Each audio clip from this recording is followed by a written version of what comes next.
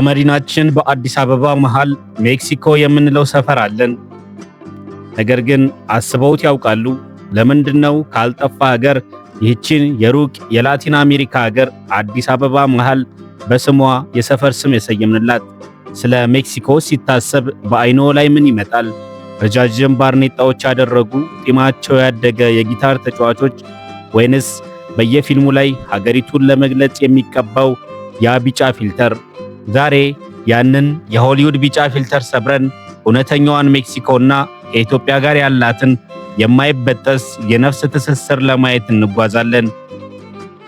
ሜክሲኮ ኢትዮጵያውያንን ጨምሮ ብዙ የዓለም ስደተኞች ህልማችን ወደሚሏት አሜሪካ ለመግባት ከአጥር ጀርባ እየተማጸኑ የአሜሪካንን ይሁኝታ የሚጠብቁባት ሀገር ናት። እሷ የጥንታውያን ስልጣኔዎች መናኸሪያ፣ የባህል ማዕከል እንዲሁም የህይወት እውነተኛ ትርጉም የሚገለጥባት የጥበብ መድረክ ናት። ተኪላን፣ ቸኮሌትን፣ አቮካዶን፣ ቲማቲምና ቃሪያን ለዓለም ያስተዋወቀች፣ ከፓስፊክ ውቅያኖስ ሞገዶች እስከ ጥንታውያኑ ፒራሚዶች ሚስጥር ድረስ የያዘችውን የዚህችን ድንቅ አገር ነፍስ ፍለጋ አብረን እንጓዛለን። ዛሬ በሰሜን አሜሪካ እምብርት ላይ የምትገኘውን የታሪካዊቷን የአዝቴክሶችና የማያኖች ምድር በር ከፍተን የሜክሲኮን የባህሏን ጥልቀት፣ የምግቧን ጣዕምና የህዝቦቿን የማያረጅ የነፍስ ወዝ አብረን እንቃኛለን። ለማይረሳ ጉዞ ሰብስክራይብ እና ላይክ በማድረግ ዝግጁ ሁኑ።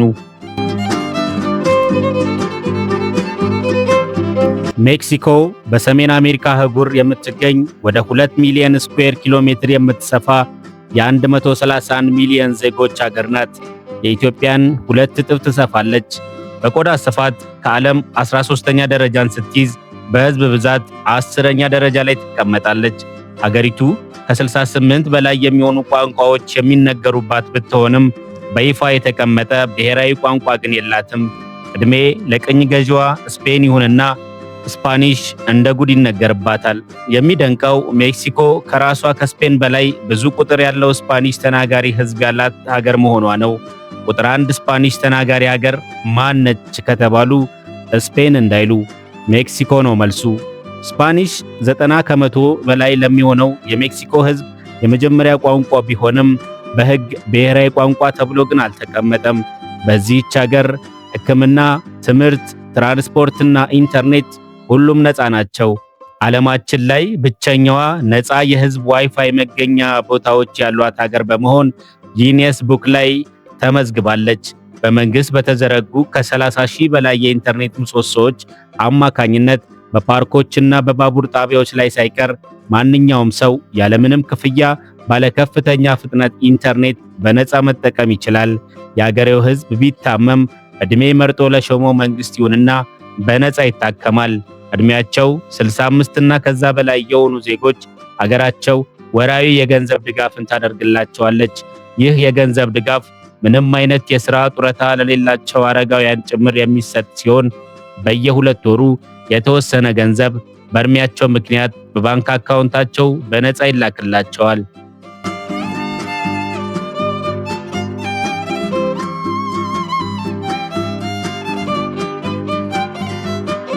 ሜክሲኮ በላቲን አሜሪካ ሁለተኛዋ ግዙፍ ኢኮኖሚ ያላት ሀገር ስትሆን በዓለም ደረጃ በ2 ትሪሊዮን ዶላር አጠቃላይ የሀገር ውስጥ ምርት 13ኛ ደረጃ ላይ የምትገኝ ሀገር ናት። የሀገሪቱ ኢኮኖሚ በከፍተኛ ደረጃ በማኒፋክቸሪንግ፣ በውጭ ንግድና በቴክኖሎጂ ላይ የተመሰረተ ነው። ሜክሲኮ በዓለም ላይ ካሉ ቀዳሚ መኪና አምራቾች አንዷ ናት። እንደ ጄኔራል ሞተርስ፣ ፎርድ፣ ቶዮታ እና BMW ያሉ ግዙፍ ኩባንያዎች ትላልቅ ፋብሪካቸውን እዚህ ገንብተዋል። ለአሜሪካ ገበያም ዋነኛ የመኪና አቅራቢ ናት። በኤሌክትሮኒክስ ቻይናን በመከተል በዓለም ትልቋ የቲቪ ኤክስፖርተር ሀገር ናት። ላፕቶፕ፣ ውስብስብ የሕክምና መሳሪያዎችና የአውሮፕላን ክፍሎችንም ጭምር ታመርታለች። ወደ ኋላ እንመለስ። ጊዜ ገና ሳይቆጠር ዘመናዊው ዓለም ሳይወለድ በፊት የሜክሲኮ ምድር በሳይንስ፣ በኮከብ ቆጠራና በህንፃ ጥበብ ወደር የሌላቸው የማያና የአዝቴክ ስልጣኔዎች መናኸሪያ ነበረች። እነዚህ ሰዎች ዛሬ እኛ ስልካችን ላይ ካለን ካላንደር በተሻለ ሰማይን ያነቡ የነበሩ የኮከብ ቆጠራ ሊቃውንት ነበሩ። አይገርማችሁም? የዓለማችን ትልቁ ፒራሚድ የት የሚገኝ ይመስሎታል? ግብጽ ነው ካሉ ተሳስተዋል። ብዙዎቻችን ፒራሚዶች የሚገኙት ግብጽ ውስጥ ብቻ ይመስለናል። ነገር ግን በይዘት በዓለም ላይ ግዙፉ ፒራሚድ የሚገኘው ሜክሲኮ ፑላ በሚባል አካባቢ ነው። ለፒራሚዱም ስም ቶሉላ ይባላል። ዘ ግሬት ፒራሚድ ኦፍ ቾላ እያሉም ይጠሩታል። የዚህ ፒራሚድ መሰረቱ ብቻ 45 ሄክታር መሬት የሚሸፍን ሲሆን ከግብፁ የጊዛ ፒራሚድ በ4 እጥፍ ይበልጣል።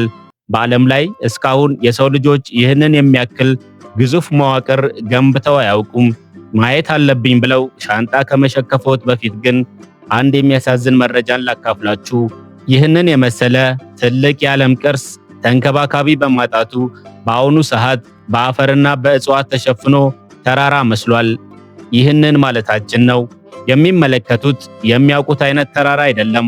ብዙ ሺህ ዓመታትን ያስቆጠረ የዓለማችን ግዙፉ ፒራሚድ በአፈር ተሸፍኖ ነው። ይሄኛው ደግሞ ፒራሚዱ አለው አትርሱኝ እያለ አፈሩን ጥሶ የወጣ ጥቂት አካሉ ነው። አስቡት፣ ያኔ ኮምፒውተር ወይንም ክሬን አልነበረም። ነገር ግን ሕንፃዎቻቸው ዛሬም ድረስ ቀጥ ብለው ይቆማሉ።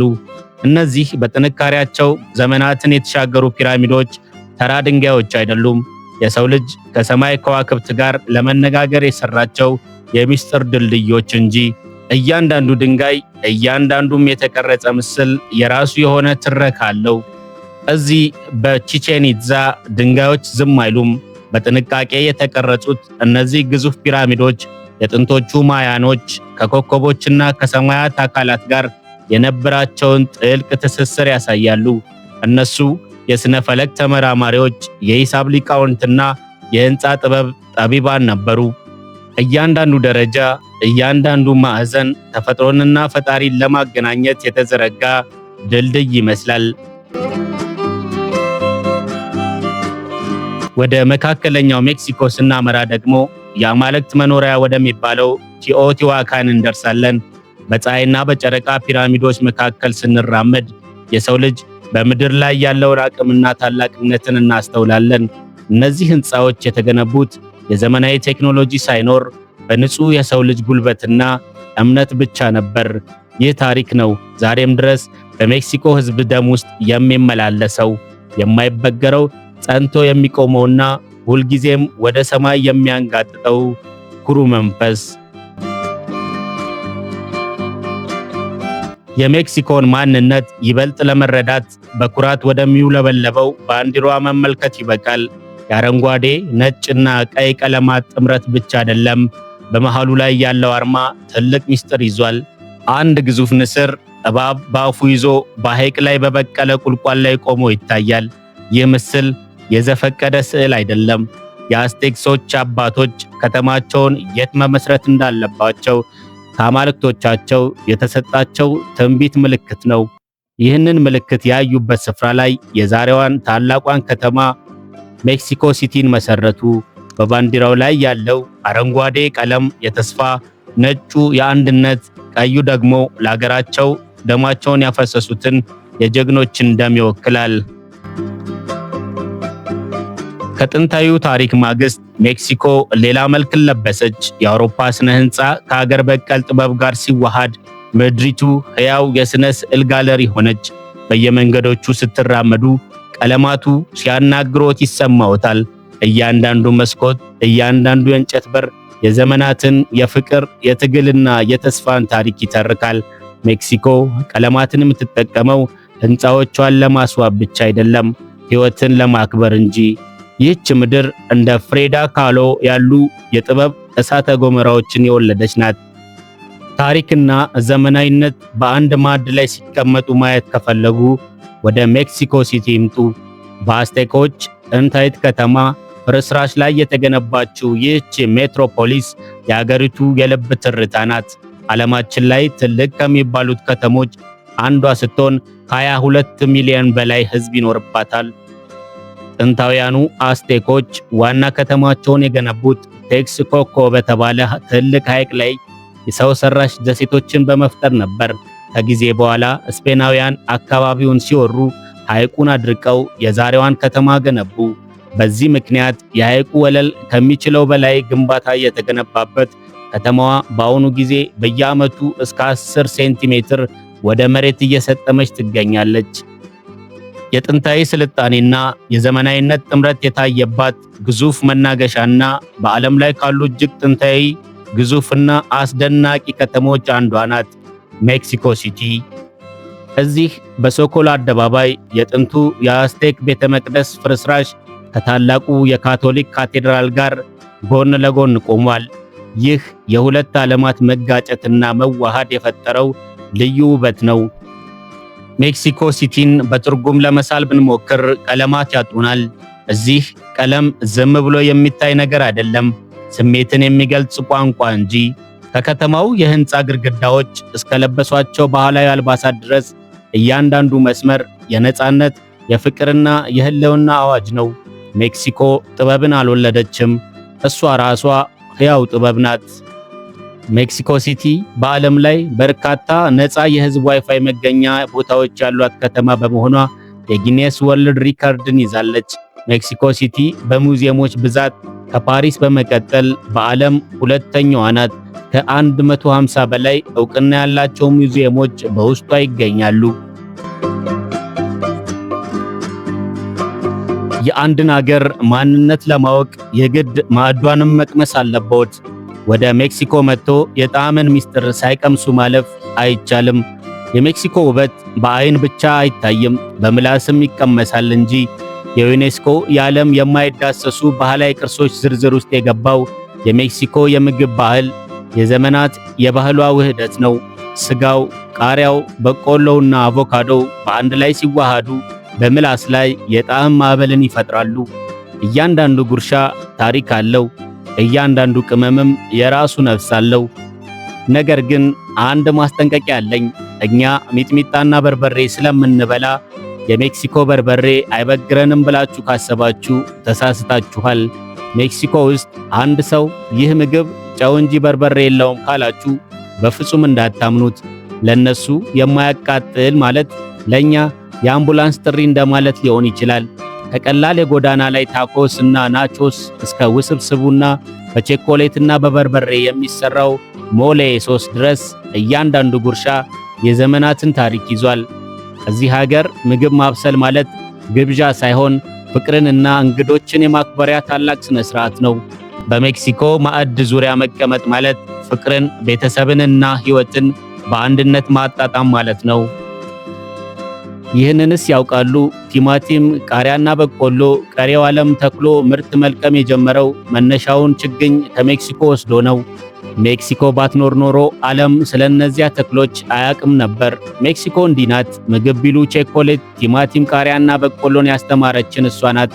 ቸኮሌት ሜክሲኮ ውስጥ ከቀሪው ዓለም በፊት የዛሬ ብዙ ሺህ ዓመት ይጠጣ፣ ለግብይት እንደ ገንዘብነት ያገለግል ነበር። አቮካዶና ሎሚን ይወዳሉ? እንግዲያውስ ዕድሜ ለሜክሲኮ ይበሉ። ሜክሲኮ አረንጓዴ ወርቅ እያለች የምትጠራውን አቮካዶ በማምረትም ለገበያ በማቅረብም ከዓለም ቀዳሚዋ ሀገር ናት። ዓለም ላይ የሚበላው አቮካዶ ከግማሹ በላይ የሚመረተው ሜክሲኮ ውስጥ ነው። ሎሚም ቢሆን በተለይም አረንጓዴውን ሎሚ በማምረትና ለዓለም በማቅረብ ቀዳሚዋ ሀገር ናት።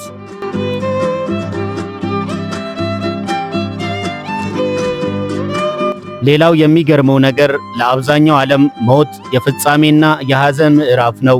ዓለም ሞትን በለቅሶና በፍርሃት ሲያይ፣ ሜክሲኮ ግን በሻማ ብርሃንና በአበቦች ታከብረዋለች። በዓለም ላይ ሞትን በደስታ የሚያከብር ሕዝብ ቢኖር እርሱ የሜክሲኮ ሕዝብ ነው። ለቅሶ የለም፣ ሐዘን ቦታ የለውም። ይልቁንም ትዝታዎች ይዘፈናሉ፣ ተወዳጅ ምግቦች ይዘጋጃሉ። ዲያ ዴሎስ ሙዌርቴስ ወይም የሙታን ቀን ሐዘን የሚባረርበትና ትዝታ የሚነግስበት ልዩ በዓላቸው ነው። ይህ በዓል የሁለት ቀን በዓል ሲሆን በየዓመቱ ከኖቬምበር 1 እስከ ኖቬምበር 2 ድረስ ይከበራል። ኖቬምበር 1 የሕፃናትና የወጣቶች ሟቾች ቀን ሲሆን ኖቬምበር 2 አረጋውያንና ትላልቅ ሰዎች ይዘከራሉ። ሜክሲካኖች ይህንን ቀን ሙታን ለጥቂት ሰዓታት ወደ ምድር ተመልሰው ከቤተሰቦቻቸው ጋር የሚቀላቀሉበት ቀን እንደሆነ ያምናሉ። ለዚህም ሲባል እያንዳንዱ ቤተሰብ ኦፍሬንዳ ያዘጋጃል። ኦፍሬንዳ ጠረጴዛ ላይ የሚዘጋጅ ልዩ መሰዊያ ሲሆን ጠረጴዛ ላይ የሟቹ ፎቶ፣ በሕይወት እያለ የወዳቸው የነበሩ ምግብ እንዲሁም መጠጦች፣ አዘውትሮ ይጠቀምባቸው የነበሩ ዕቃዎች፣ ሲጋራ የሚጠቀም ከነበረ እሱም አይቀርም፣ ሁሉም በአንድ ባማረ መልኩ ተዘጋጅቶ ይቀመጣሉ። ይህ መንፈሱ ሲመጣ እንዲደሰት በማሰብ ነው። ከዛም የሟቹ ቤተሰቦች ወደ ሟቹ መቃብር ደማቅ የብርቱካን ቀለምና ልዩ መዓዛ ያላቸውን አበቦች ይዘው ይሄዳሉ። እነዚህ አበቦች የሟቹን ነፍስ ወደ ቤቱ ይመሩታል ተብሎ ስለሚታሰብ መቃብሩን ዙሪያውን በእነዚህ አበቦች ይከቡታል። ከዛም ከመቃብሩ ጀምሮ እስከ ቤታቸው በር ድረስ የአበባ ቅጠሎችን እየበተኑ ይመጣሉ። ሌላው የዚህ ባህል ዋነኛ ምልክት የሰው አጽም ነው። ላካትሪና ትባላለች። ያማረ የሴት ቀሚስና ትልቅ ኮፍያ ያደረገች እጅግ ታዋቂ የአጽም ምስል ናት። በዕለቱ በሚሊዮን የሚቆጠሩ ሰዎች ፊታቸውን እንደ አጽም በመኳል ወደ ጎዳናዎች ወጥተው ይዝናናሉ። ይህ በዓል ለሞቱት ማልቀሻ ሳይሆን በመካከላቸው የነበሩትን ውድ ትዝታዎች በደማቅ ቀለማት፣ በሙዚቃና በሳቅ ማደሻ ነው። ለሜክሲኮውያን ሞት የሕይወት ማብቂያ አይደለም፣ የአዲስ ጉዞ መጀመሪያ እንጂ። ያጧቸውን ወዳጆቻቸውን የሚያስታውሱት በሐዘን ሳይሆን በወደዱት ምግብ፣ በሙዚቃና በደስታ ነው። መቃብሮችን በአበቦችና በሻማ ያስውባሉ። የሞቱ ዘመዶቻቸው የወደዱትን ምግብ ያዘጋጃሉ። ለነሱ ሞት ፍጻሜ አይደለም፣ ልክ እንደ ረጅም የእረፍት ጊዜ ጉዞ ነው። በዚህ ዕለት በሕይወት ያሉትና ያለፉት ነፍሳት በአበቦች መዓዛና በሻሞች ብርሃን አማካኝነት ይገናኛሉ። ሜክሲኮውያን ያስተምሩናል፣ አንድ ሰው በትክክል የሚሞተው በምድር ላይ የሚያስታውሰው ሰው ሲያጣ ብቻ ነው። ይህ ፍልስፍና ለሕይወት ያላቸውን ጥልቅ ክብርና ለቤተሰቦቻቸው ያላቸውን ዘላለማዊ ፍቅርን ያሳያል።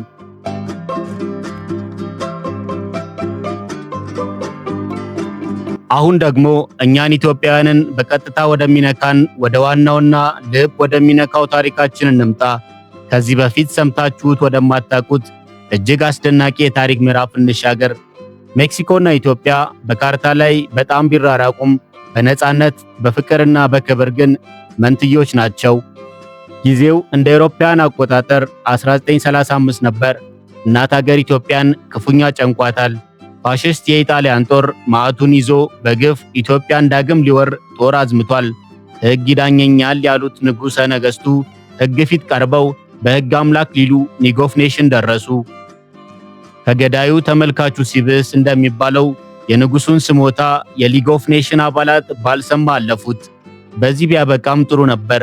ንጉሱ የደረሰባቸውን ግፍ ሲያሰሙ የጣሊያን ጋዜጠኞችና አንዳንድ የድርጅቱ አባል ሀገራት ተወካዮች እየጮሁ እያፏጩ የአዳራሹን መብራትም እያጠፉ ይዘባበቱባቸው ያዙ። ኢትዮጵያ የዚህ አይነቱ ዱብዳ ወርዶባት ሰኔና ሰኞ ሲገጥምባት የደረሰችላት ሜክሲኮ ነበረች። በመንግስታቱ ድርጅት ኢትዮጵያ ድምጿ እንዳይሰማ ተደርጎ ስትዋረድ አንድ ሰው ወደ መድረኩ መጡ። ዶክተር ኤስዲሮ ፋቢላ ይባላሉ። የሜክሲኮ ተወካይ ናቸው። በጄኔቫው ስብሰባ ላይ የኢትዮጵያን መበደል፣ የጣሊያን ፋሽስታዊ ድርጊትን በጠንካራ ቃላት ከንጉሱ እኩል ያወግዙት ጀመር። ዕድሜ ለሳቸውና ለተወሰኑት መሰል ሀገራት ዲፕሎማቶች ይሁንና ኢትዮጵያ ያንን ጊዜ አልፋ ነፃነቷን አስከበረች። ነፃነቷን ያገኘችው ኢትዮጵያም የተደረገላትን አልረሳችም። በጭንቅ ጊዜ ውለታ ለዋሉላት ሰውዬ ሀገር በፈረንጆቹ በ1949 በክፉም በደጉም ከጎንሽ ልሁን ስትል ዓለምን ባስቀና ፍቅር በንጉሱ እየተመራች ዲፕሎማሲያዊ ግንኙነቷን በይፋ ከሜክሲኮ ጋር ጀመረች። ከነፃነት በኋላም ክቡር ቀዳማዊ ኃይለ ሥላሴ እንደ አውሮፓውያኑ አቆጣጠር በ1954 ሜክሲኮን በጎበኙበት ወቅት ለዚህ ታሪካዊ ውለታ ምስጋና ይሆን ዘንድ በሜክሲኮ ሲቲ እምብርት ላይ ፕላዛ ኢትዮጵያ ወይንም የኢትዮጵያ አደባባይ እና የባቡር ጣቢያ ተሰየመ። ዛሬም ድረስ በሜክሲኮ ሲቲ የምድር ውስጥ ባቡር ጣቢያ ላይ የኢትዮጵያ የይሁዳ አንበሳ አርማ በኩራት ያበራል። በተመሳሳይ መልኩም በአዲስ አበባ ከተማ የሚገኘውን ሁላችንም የምናውቀውን ታዋቂውን የሜክሲኮ አደባባይ የዚሁ የማይበገረው የወንድማማችነትና የታሪክ ትስስር ሕያው መዘክር እንዲሆን ንጉሠ ነገሥቱ አዘዙ። ሜክሲኮ ለኢትዮጵያ የቁም ነገር ጓደኛ፣ በችግር ቀን የደረሰች የነፃነት ጠበቃም ናት። ከታሪክና ከባህል ባሻገር ተፈጥሮ ለሜክሲኮ ያደለችው ውበት ይገርማል። በካሪቢያን ባህር ዳርቻ የምትገኘው ካንኩን የነጭ አሸዋና የሰማያዊ ውሃ ገነት ናት። ከባህር እንስሳዎች ጋር እየተጨዋወቱ ውብ ጥርት ባለ ሰማያዊ ውሃ ውስጥ እየዋኙ የማይረሳ ጣፋጭ ጊዜን ለማሳለፍ ካንኩን የእርስዎ ከተማ ናት። በሜክሲኮ የካሪቢያን ባህር ዳርቻዎች ላይ የምትገኘው ካንኩን በዓለም ላይ ካሉ እጅግ ዝነኛ ውብና ተመራጭ የቱሪስት መዳረሻዎች አንዷ ናት። ብዙ ውብ የሚባሉ የባህር ዳርቻዎች ላይ ቱሪስቶች አንድ ጉዳይን በጣም ያማራሉ። እሱም የባህር ዳርቻዎች አሸዋ በፀሐይ ምክንያት ስለሚግል በእግራቸው ወክ እያደረጉ ለመዝናናት ለሚፈልጉ ቱሪስቶች አስቸጋሪ ያደርገዋል። የካንኩን ባህር ዳርቻዎች ግን የተሸፈኑት በሚያስገርም ፍጹም ነጭ በሆነ አሸዋ ነው። የፀሐዩ ሙቀት የቱንም ያህል ጠንካራ ቢሆን አሸዋው አይሞቅም። የካንኩን ባህር ውሃው ጥራቱና ንጽህናው ከፍተኛ በመሆኑ የፀሐይ ብርሃን ሲያርፍበት ሰማያዊ፣ አረንጓዴና ክሪስታል መልክ ያላቸው እስከ 7 የሚደርሱ የከለር አይነቶችን ያሳያል። በጫካዎች ውስጥ የተሸሸጉት ሚስጥራዊ ሴኖቴስ የተባሉ የውሃ ጉድጓዶች በጥንቶቹ ማያኖች ዘንድ እንደ ቅዱስ ስፍራ ይታዩ ነበር። ዛሬ ደግሞ የዓለምን ተጓዦች መንፈስ የሚያድሱ የተፈጥሮ ድንቆች ናቸው። ከባህር ዳርቻው ወጣ ብለን ወደ ኦአሃካ ተራሮች ስናመራ እውነተኛዋንና ያልተበረዘችውን ሜክሲኮን እናገኛለን። እዚህ ተፈጥሮና የሰው ልጅ ጥበብ እጅና ጓንት ሆነው ይኖራሉ። እንግዲህ ሜክሲኮ ማለት ይቺ ናት። ከጥንታዊ ፒራሚዶች ጥበብ እስከ ሆድ የሚያቃጥል ታኮስ፣ ከደማቅ ቀለማት እብደት እስከ ሞትን በሳቅ የመቀበል ፍልስፍና ሜክሲኮን በአንድ ቃል ለመግለጽ አይቻልም። እሷ የጥንትና የዘመናዊ ውህደት፣ የጥበብና የጽናት ተምሳሌት፣ የሕይወትና የሞት ውብ ስምምነት ናት። ሜክሲኮን አንዴ ካዩ በኋላ ልቦ ወዛው ይቀራል። ቀለሟ በዓይንዎ ላይ ይውረገረጋል። ዜማዋ በጆሮዎ ያስተጋባል። በችግር ቀን ከቆመችልን ሀገር ጋር ያለን ወዳጅነትም ለዘላለም ይኖራል። ቪዲዮውን ከወደዳችሁት ላይክ እና ሰብስክራይብ ማድረጋችሁን እንዳትረሱ። በቀጣይ የየትኛውን ሀገር ውበት እንድንቃኝ ትፈልጋላችሁ? አስተያየታችሁን ኮሜንት ላይ አስቀምጡልን። በሚቀጥለው ቪዲዮ እስከምንገናኝ ቪቫ ሜክሲኮ! አዲዮስ አሚጎስ!